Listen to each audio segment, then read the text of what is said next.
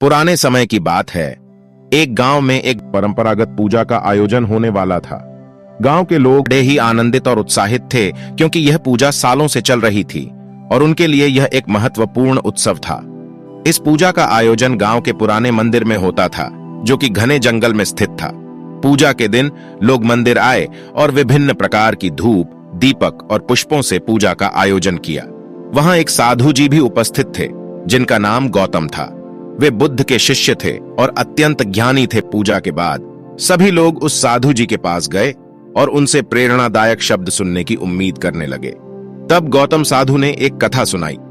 एक समय की बात है, एक गांव में एक प्रतिष्ठित व्यक्ति रहता था जिसने अपने पूरे जीवन में ज्यादा पूजा ही की थी। वह लोगों के साथ बहुत ही उदार और श्रद्धालु व्यवहार करता था, लेकिन वह हमेशा दुखी और चिंतित रहता था।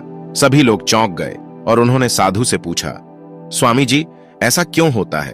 उस व्यक्ति ने तो बहुत ज्यादा पूजा की है और धार्मिक कर्मों में बहुत श्रद्धा रखता है, फिर भी वह दुखी क्यों है?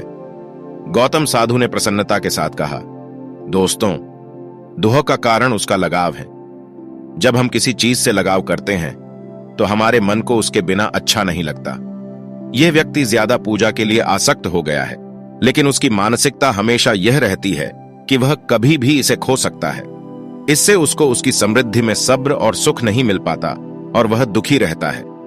साधु ने आगे कहा कि हमें अपने कर्मों को करते रहना चाहिए और भगवान की भक्ति में लगे रहना चाहिए, परंतु आसक्तियों से मुक्त होकर केवल धार्मिक कार्यों के जरिए ही नहीं, बल्कि आत्मा की शांति और सुख के लिए आत्मा की मुक्ति की ओर बढ़ना आवश्यक है। सभी लोग गौतम साधु के शब्दों में खो गए और वे समझ गए कि सच्चे सुख का मार्ग आसक्तियों से मुक्ति के रास्ते से ही जाता है। उन्होंने विचार किया कि वे कैसे अपनी आसक्तियों को कम करके और आत्मा की शांति को पाने के लिए किस प्रकार के कर्मों में लग सकते हैं। इस बात का उपदेश लेकर लोग वापस अपने घरों की ओर बढ़ गए और उन्होंने अपनी लगाव को कम करके और आत्मा की शांति के लिए किए गए कर्मों में लगने का निर्णय लिया।